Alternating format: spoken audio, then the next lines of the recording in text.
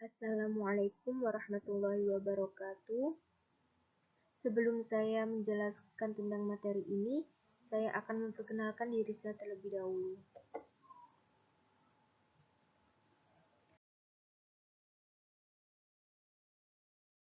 Perkenalkan, nama saya Adila Fitria Maharani dari NIM 212010-2020, Prodi Manajemen, semester 2, kelas A1, Universitas Muhammadiyah Sidoarjo.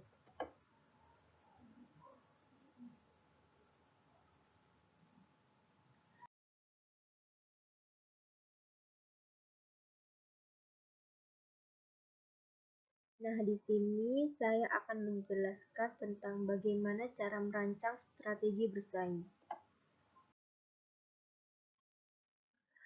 Strategi sendiri mempunyai pengertian, yaitu suatu proses penentuan rencana berskala besar dan berorientasi pada masa depan berupa penetapan misi, pemilihan program, dan kebijakan serta keputusan-keputusan tertentu yang diambil oleh manajemen puncak yang berfokus pada tujuan jangka panjang, sehingga menghasilkan keunggulan bersaing. Strategi merupakan suatu cara yang dilakukan oleh para pengambil keputusan untuk mencapai keunggulan bersaing terhadap peluang dan ancaman eksternal serta kekuatan dan kelemahan internal yang dapat mempengaruhi organisasi mengacu pada visi, misi, dan tujuan perusahaan yang bersangkutan. Tidak ada satu strategi terbaik untuk semua perusahaan. Setiap perusahaan memiliki cara pendekatan berbeda terhadap proses perencanaan strategi, dan setiap perusahaan harus menentukan apa yang paling masuk akal dalam posisinya di industri serta tujuan, peluang, dan sumber daya perusahaan.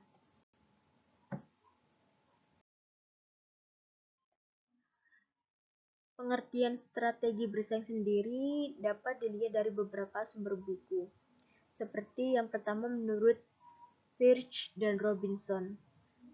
Menurut Birch dan Robinson, strategi adalah rencana yang berskala besar dan berorientasi kepada masa depan untuk berinteraksi dengan lingkungan guna mencapai sasaran-sasaran yang akan dicapai perusahaan.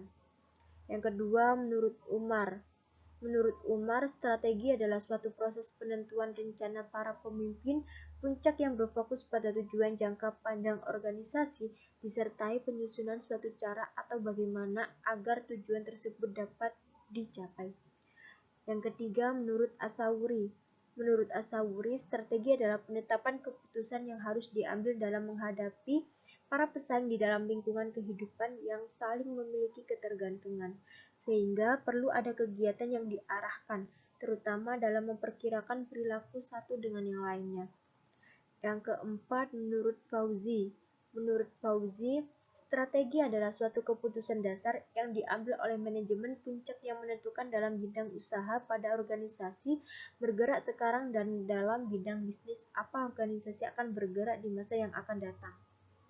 Yang terakhir, Menurut Iriantara, strategi adalah formulasi misi, tujuan, dan objektif dasar organisasi, strategi-strategi program dan kebijakan untuk mencapainya, dan metode yang diperlukan untuk memastikan bahwa strategi diimplementasikan untuk mencapai tujuan-tujuan organisasi.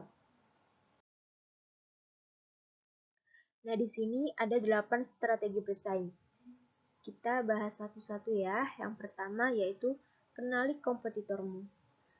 Kalau kamu tidak tahu kompetitormu, bagaimana kamu bisa bersaing dengan mereka? Kamu harus cari tahu dulu apa kelebihan dan kelemahan mereka, analisis strategi yang mereka jalankan, bagaimana mereka berkomunikasi dengan konsumen. Dengan begitu, kamu tidak akan ketinggalan apa yang mereka tawarkan. Dan ada beberapa hal untuk bisa mengenali kompetitormu. Seperti kamu bisa mengecek media sosial mereka dan meninjau strategi yang mereka jalankan. Atau kamu bisa meminta karyawan atau temanmu untuk berinteraksi dengan kompetitor, bahkan membeli produk mereka. Yang kedua yaitu kenali konsumenmu. Cari tahu apa yang menjadi prioritas mereka, apakah harga yang terjangkau atau mereka lebih berfokus pada kualitas yang premium. Dari sana kamu jadi bisa menyusun strategi yang tepat mulai dari strategi pemasaran hingga strategi pengembangan produk.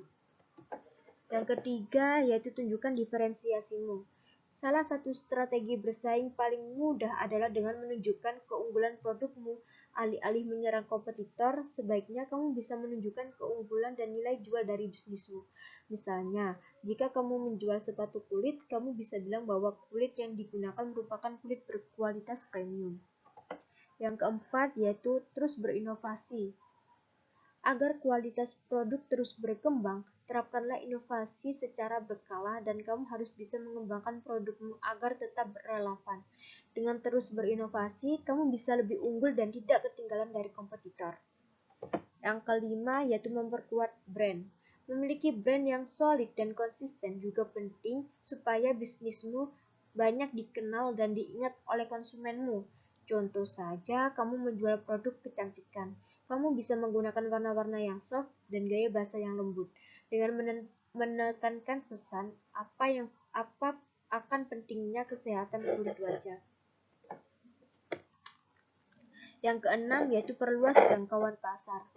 Jika sudah memiliki pelanggan yang loyal serta brand yang solid di mata target konsumenmu saat ini, kamu bisa memperluas lagi jangkauan pasarmu.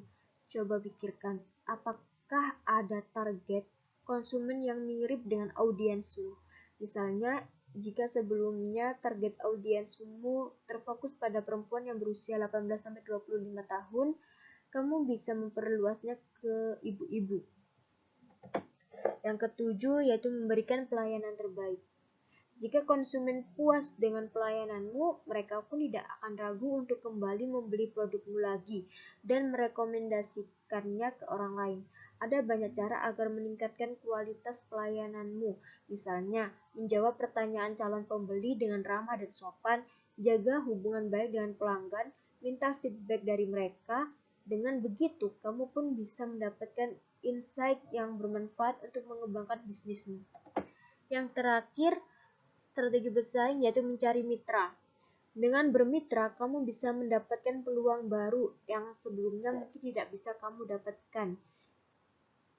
Ketika mempertimbangkan partnershipmu, pikirkan apa yang dibutuhkan oleh bisnismu untuk bisa semakin berkembang baru kemudian jalanin hubungan kemitraan.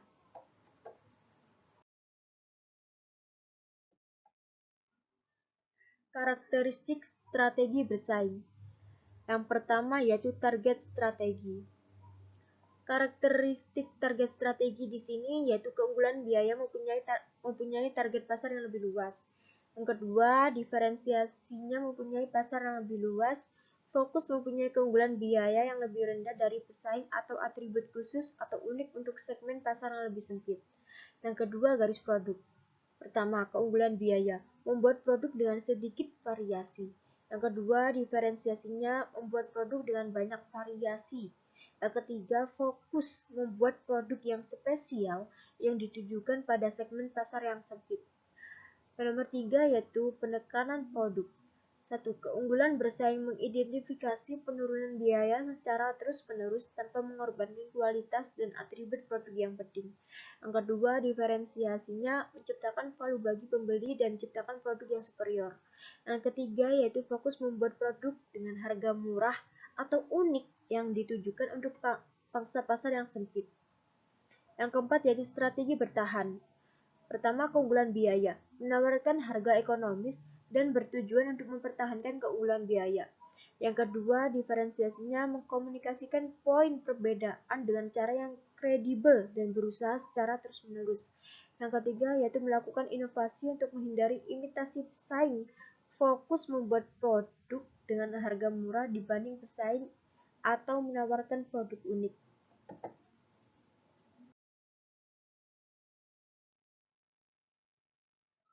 Yang terakhir, faktor-faktor kegagalan strategi.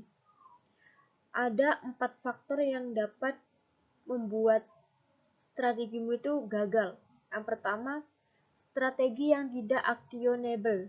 Hal ini terutama diakibatkan karena tidak adanya sosialisasi strategi. Ini bisa disebabkan karena manajemen tidak mampu mengkomunikasikan tersebut atau memang tidak mengkomunikasikannya sama sekali. Yang kedua, yaitu tidak adanya hubungan antara sumber daya dan strategi. Hal fatal yang kerap terjadi ketika organisasi makin membesar adalah tidak dilakukannya perencanaan strategi SDM agar tercipta keselarasan antara tujuan, visi, dan kompetensi individu dengan organisasi di setiap tingkatan. Yang ketiga, yaitu tidak ada terhubungnya anggaran dengan strategi. Anggaran menjadi pusat dalam proses manajemen. Orang-orang digerakkan oleh anggaran. Dalam situasi di mana strategi tidak terhubung dengan baik ke anggaran, maka pencapaian individu dan organisasi menjadi tidak selaras dengan sasaran strategi. Yang keempat, yaitu kelemahan sistem pembelajaran strategis yang amat minim dibanding evaluasi kerja operasional. Ini berarti perusahaan tidak saja kehilangan momentum untuk mengevaluasi efektivitas strateginya secara kontinu. Terima kasih, mohon maaf bila ada kesalahan. Sekian dari saya. Wassalamualaikum warahmatullahi wabarakatuh.